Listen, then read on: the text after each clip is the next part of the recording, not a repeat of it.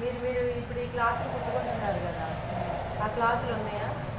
ఉంటే కనుక ఒకరు కట్ చేసిద్దా లెక్క చెప్పేసి, దాన్ని బట్టి అందరూ కట్ చేసుకొని రికార్డ్ బుక్లో అంటించుకుంటారు కదా.